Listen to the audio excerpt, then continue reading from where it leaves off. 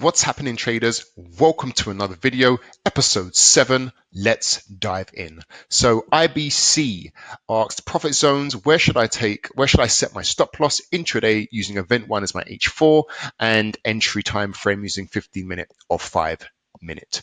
So guys, let me just explain something real quickly before I dive into this. Number one, this is going to be a video that answers this question and gives you a market update of what I've been currently doing on the pound yen. You're going to see the wins and the losses of the trades that I've currently taken.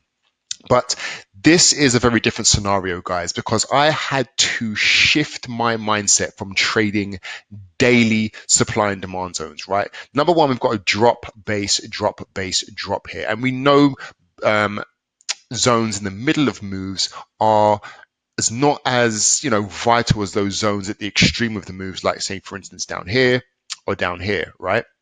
So I had to shift my perspective because immediately what I would be thinking is this. Number one, the world is pretty much fucked right now. Okay.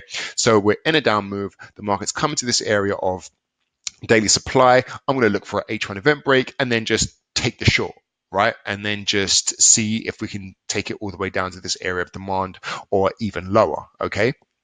But I had to shift my mindset and think, okay, number one, when the market's coming in here, we're not even aware yet if this is a pullback or there's been orders added down here, right? We have to wait and see, okay?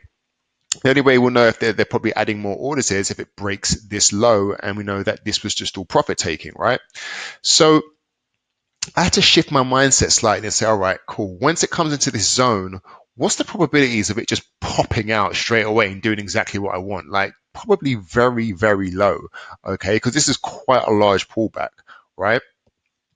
So I had to just really shift my mindset. So I dropped down to the H4 chart. And as you can see, I marked out some H4 supply and demand levels. So now we're trading in this range. And this has been very, very interesting for me because I don't really trade like this. Okay. But this is definitely something that I will be doing in the future using H4 and H1s. And then 15-minute and 5-minute event breaks to trade intraday because now I have seen the market and seeing the market, much clearer because now I'm only trading one market. All right, so I can look at it from various different time frames. Mainly the time frames I'm looking at is daily and the H4 and H1, and I can trade these ranges quite systematically, quite simply, because I don't have to look at anything else. I can just concentrate on one and build this amazing relationship with it. So with that being said, let's dive into this. So on the H1 chart, number one, we have an area of friction over here. It's not really the best structure, guys. You know what we usually look for, some form of engulfing structure, obviously. But this is the event break area that I took nonetheless. We've got a candle that's moved in, moved out. We got some friction, and then we got a break. Okay. Now, let me point out something else as well. We also have an event break area over here. All right. Now, I would not have taken this short up here, right? If all the orders that were in this area here had not been absorbed. And we can see that they've been absorbed by the depth of this candle inside this zone. If this candle had only maybe touched the top part, the proximal line, I probably would not have taken this short because my risk to reward ratio wouldn't be that great. Okay. But this is the first time that I'm trading ranges, guys, right? So I'm getting insights as kind of like you're getting them, all right? And so I thought to myself, okay, the fact that we've gone really deep into this zone, absorbed all these orders, I can definitely wait to see if we can get the market pushing down to this area here, all right? So that actually happened, and that was a really, really, really good trade. So let's just see what the first trade was. It was a risk of 29 pips with a reward of 170 pips. So really like just off a 6-to-1 trade. All right. So that was my first trade. As you can see, we've got our event break over here. Markets moved up into the zone, and then the markets moved down into this area of H4 demand. All right. So I'm not looking for anything long term, okay, until this market decides to break a range. All right. So let's look at the next trade now. So as I can see, the market's coming to this H4 zone now. Now I'm looking for an area of H1. Now I'm looking for an H1 event break. I'm looking for friction. So if we just move this on over here, we can see that we have a lovely area of friction as the market has firstly come into the zone. So we've got our friction area, so we know that this area is our event break area, right? Now the market has then moved and proceeded to break this event break area. So now I'm going to go to the birth, right? The birth that led to this event break. And I think somebody actually asked this question in another video. Are my birth zones always bullish or bearish engulfing candles? No, not in every instance. And this is the perfect example for you because this is a drop. We've got a selection of basing candles and then a rally. So I took this whole area here, okay, as my area to go long from. So, and as we can see, guys, this was an amazing trade as well because we can see that we've got a bunch of red candles coming into this zone, which made it such a clean sweep to go pop straight out of this and then go into the H4 supply area, right? So we've got one trade at 170 pips. Let's get rid of this. And then we had another trade. What did we risk here? We risked 31 pips, and we took this trade for a nice long for 123 pips. So that's around 290 odd pips right now. Okay, so that was that. So there was like two trades that were winners right now. So let's come out of that. And then what happened next? Okay, so this is what happened next.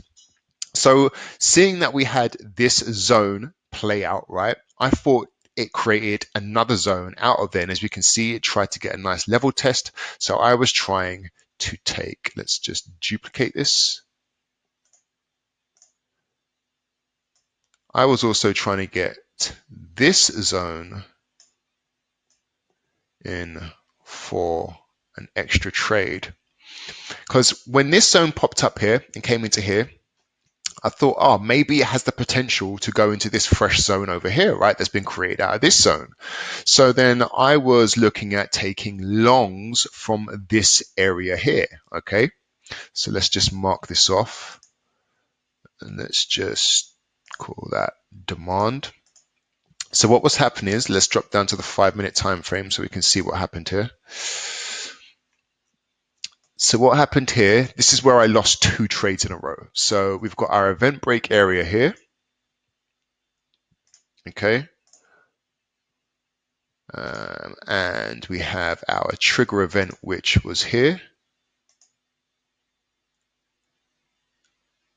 And this is where I had my first loss. So that was a loss of, hold on, what happened there? That was a loss of 6 pips on that first one. I was basically just trying to get it into this, this fresh area of H1 supply, right? I'm literally trying to excavate every single possible pip that I can, all right? So then as the market moved further down and it just barely kind of like come out of this zone, I thought, okay, maybe just wanted to go deeper into the zone and now it's going to pop, right? So then we had this area as an event break area right here, as we can see. We've got some friction, 1-2 touches before we actually had the final break. And then I used this area as my area to go long from. And as you can see, the market came down and broke through that. It came in, popped out, and then broke down. So that was another loss. And that was a 12 pip loss. So the two wins so far have far outweighed the losses by a significant amount. Okay, so that was that. And then after that, I kind of like left it from there. All right.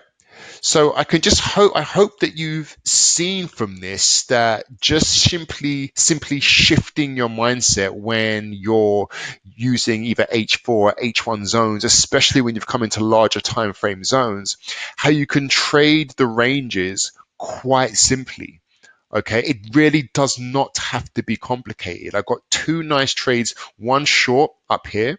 Okay, then as soon as it entered this H4 area of demand, I got a nice long straight to the H4 area of supply. All right.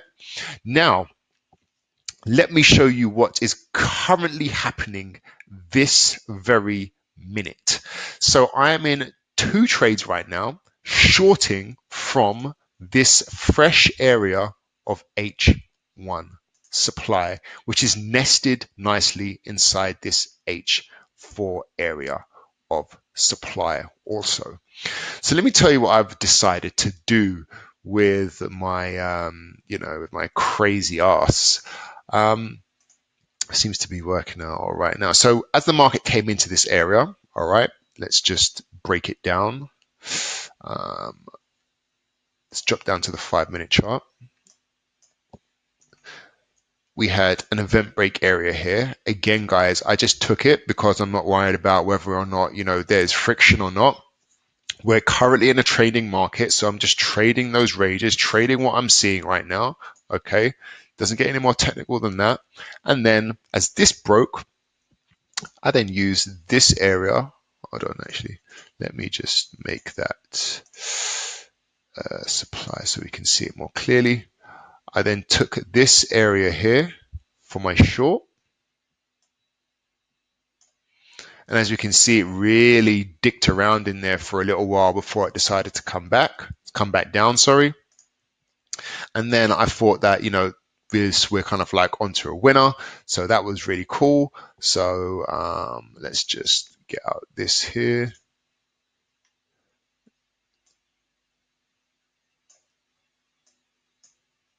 We don't need to stretch it over there quite yet. Let's just pull this down. So from the H1 perspective, I thought to myself, all right, cool. We are kind of like moving. We've got all white candles down here. So potentially we can move down, right?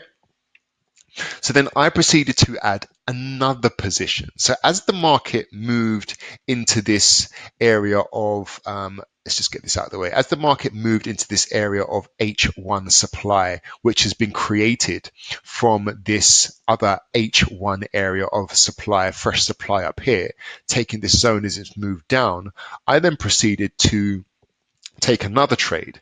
But rather than, because now this has momentum, I'm thinking to myself, rather than try and wait for a 5-minute event break, which I couldn't, because if we now go to the 5-minute, what the hell is that? Let's just get that out of the way. If we now go to the 5-minute, we can see that we had all white candles going into this zone. So this zone is the zone that I actually took straight out the gate. I did not wait for an event break because there actually isn't room for an event break in this trade right now. As you can see, as the market moved up, there's nothing there that represents a possible event break because the market just moved up with all white candles, right? There's no engulfing structure anywhere inside of that. So this zone I took, I moved my stops to break even on this trade and then proceeded to place another trade here, which was currently at this risk, 12 pips. And as you can see, the market it moved down really nicely, as you can see on the H1 chart. Left me an amazing bearish engulfing candle, a bearish, long tail. I'm thinking to myself, after this closes, we're going to have a lovely push down. And no, we haven't yet. So, and the market has then proceeded to push back up and then dive further into the zone, of which I haven't taken my stops away yet. Only this trade is at break even. This stop loss is still behind the top of this zone here. Okay, so what will happen is that this trade will, if this decided to push through, if this decides to push through, this trade will lose and this trade will be at break even. Now, the reason why I'm really trying to short this area here is because we could potentially have a reversal structure forming up. So if you've watched from anything from the previous video, you will see that we have a perfect reversal structure forming over here, right there, right here, and for the final one, right here. And that is my current assumption. And this is where I currently have 2 trades on now as of 6 o'clock on the 4th of April. Okay. So as you know, one trade is currently at break even at the higher end here. And this trade is currently stops are still behind this area here. Okay. So if this does form, if this reversal structure does work out, then it will push past this H4 area of demand. And as you can see, this bullish engulfing candle is still within this H4 area here. And this wick has totally signify that there is nothing left here. So it will push past this and push past this, and then hopefully push past itself out of this zone. But if not, then what will happen is hopefully we may get a break to the upside, and then we're going to have to change our assumption and start looking for trades further to the upside. But we're still going to be inside this area of daily supply. So it's still going to be kind of like up and down where we can actually trade, but we could potentially take trades in ranges while we're still stuck inside here until we get a break either down or we get a break to the upside and we get a really congruent message of saying we're now in an uptrend or we're currently now in a downtrend. So I hope this video has been insightful. I'll see you in the next one.